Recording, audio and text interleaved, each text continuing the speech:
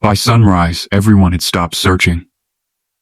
The millionaire's teenage son had disappeared during a violent mountain storm, and after 2 days of searching, the rescue teams had found nothing. The roads were blocked. The river had risen, the helicopters had been forced to leave, and the family had already been told to prepare for the worst. But while everyone was looking toward the mountain peaks, one struggling father noticed something nobody else had seen. A single school notebook, lying in the mud beside an abandoned trail. And what he discovered inside that notebook would lead him somewhere the entire rescue operation had completely missed. Before we continue, if you believe one small act of kindness can change someone's life, take a moment to like this video, share it with someone who needs hope today, and subscribe to Echoes of Kindness for more stories that remind us that good people still exist. Michael Carter was 41 years old and had never considered himself brave. He was simply a father trying to keep his family together. After his wife passed away several years earlier, Michael became the sole parent of his 12-year-old daughter, Emma. He worked maintenance at a small hotel during the week and repaired fences, sheds, and old houses whenever someone needed help on weekends. There were months when money disappeared almost as quickly as he earned it. His truck had more miles on it than he wanted to admit. The roof above Emma's bedroom leaked whenever it rained, and the refrigerator sometimes sounded like it was about to give up completely. But Michael had one rule. Emma would never feel ashamed of the life they had. Every morning he packed her lunch. Every night he checked her homework. And whenever she complained that they didn't have the things other families had, Michael would smile and say, "We may not have everything, sweetheart, but we've got each other." Then one Friday evening, the entire town changed. 17-year-old Ethan Blake had disappeared. His father, Richard Blake, was one of the wealthiest businessmen in the region. Ethan had been visiting a private mountain lodge with his father when the storm arrived unexpectedly. He had gone outside before dinner. He never came back. At first, everyone assumed he had taken shelter somewhere nearby. Then an hour passed. Then 2. By midnight, the entire property was surrounded by search teams. By morning, the story had reached national news. Dozens of rescuers searched the surrounding forest. Dogs followed trails that disappeared in the rain. Drones searched the slopes. Helicopters scanned the valleys whenever the weather allowed them to fly. But Ethan was nowhere. The storm continued. Temperatures dropped. Mudslides blocked several access roads. And after nearly 48 hours, the search area became enormous. Michael had been watching the news while repairing a broken cabinet at the hotel. He saw Ethan's photograph on the television, a teenager with messy brown hair and a nervous smile. Michael looked at the picture for several seconds. Then he looked toward the window. Rain was still falling. Something about the story bothered him. Not because Ethan was wealthy, not because his father was famous, but because Michael kept thinking about one simple question. What if that were Emma? He couldn't sit still after that. The next morning, Michael told his daughter he had to help with the community search. He wasn't a trained rescuer. He didn't have expensive equipment. He wasn't part of the official operation. But he knew the mountain.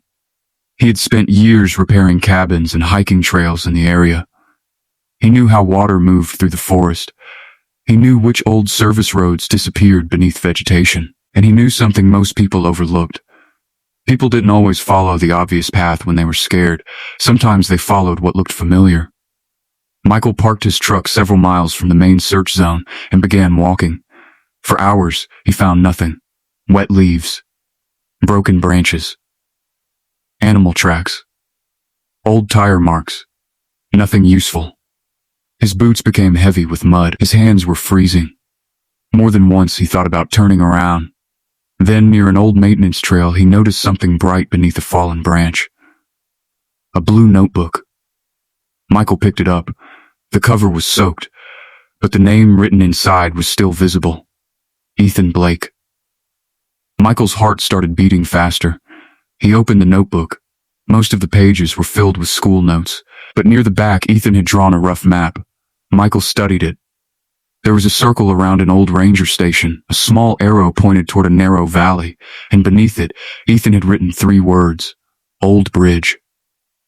Shortcut, Michael immediately contacted the search coordinator. But the response wasn't what he expected.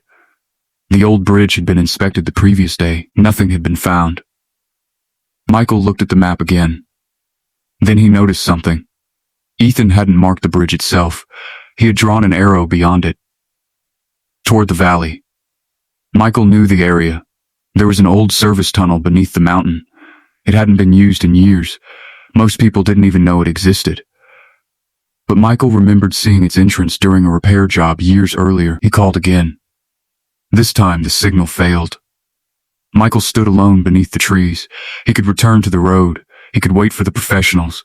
Or he could check one more place. He kept walking. The valley became narrower. The rain had turned the ground into thick mud. Eventually, Michael saw a rusted metal gate covered with vines. Behind it was the old service tunnel. He called out, "Ethan." Nothing, he called again. Still nothing. Then he heard it. 3 faint knocks. Michael froze. He moved closer. "Ethan?" A weak voice answered from somewhere inside. "Is someone there?" Michael nearly dropped his flashlight. "I'm here," he shouted. "I'm here to help you." Inside the tunnel, Ethan was sitting against the wall. He was exhausted, frightened, and unable to find his way back through the darkness. Michael immediately reassured him. "Don't worry, you're not alone anymore." Ethan stared at him. "You came looking for me?" Michael smiled. "Yeah, but why?" Michael paused. "Because someone had to." For the first time in 2 days, Ethan smiled. Michael stayed with him and contacted the authorities as soon as he reached a stronger signal point. The rescue team arrived shortly afterward. Ethan was brought safely out of the tunnel. His father was waiting at the roadside. The moment Richard saw his son, he ran toward him. He hugged Ethan tightly. For several seconds, neither of them said anything. Then Richard turned toward Michael. He walked over and held out his hand. "How can I ever repay you?" Michael shook his head. "You don't have to." Richard looked confused. Michael pointed toward Ethan. "Just take him home." And that was it. Michael returned to his old truck. He drove back to the hotel. He went to work on Monday morning. He never contacted the newspapers. He never asked for money. He never called himself a hero. But Richard Blake couldn't forget him. A few days later, Richard visited Michael's home. He expected to find a large house. Instead, he found a small place with peeling paint and a bucket beneath a ceiling leak. Emma was sitting at the kitchen table doing her homework. Michael was trying to repair the same cabinet he had been working on before Ethan disappeared. Richard looked around. He finally understood something. The man who had found his son wasn't living an easy life. He was simply the kind of person who had learned how to keep going when life became difficult. Richard offered Michael money. Michael politely refused. He offered him a new truck. Michael refused again. Finally, Richard asked, "Then tell me what you need." Michael looked toward Emma. After a long silence, he answered, "I need stability."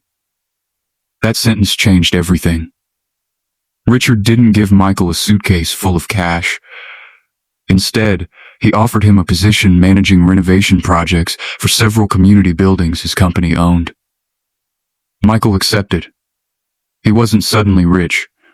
He wasn't handed a perfect life. He simply received an opportunity to use the skills he had spent years developing. Michael worked harder than ever. Within a year, he was managing a small team. Then another. He helped renovate schools, community centers, and affordable housing. And something unexpected happened. Michael started hiring other single parents who understood what it meant to work hard while struggling to survive. Soon, the projects became bigger. The company created a program that trained people without formal qualifications for construction and maintenance jobs. Michael helped design it himself. Years later, hundreds of people had stable jobs because of a decision made by one tired father on a rainy mountain morning. Richard Blake often told people that his son was saved by a millionaire's resources, but Michael always corrected him. "No," he would say. Ethan was saved because people refused to stop looking. Emma grew up watching her father build something far greater than wealth. She eventually became an architect. And whenever someone asked what inspired her career, she gave the same answer. My father taught me that a person's value isn't measured by what they own. It is measured by what they do when nobody is watching. Years after the rescue, Michael and Ethan remained close. Ethan never forgot the man who walked into the darkness when everyone else was walking away. And Michael never forgot the lesson either. Sometimes, you don't need money to change someone's life. You don't need power. You don't need a famous name. Sometimes all you need is the courage to notice what everyone else overlooked. Because one notebook can lead to a hidden door. One decision can save a life.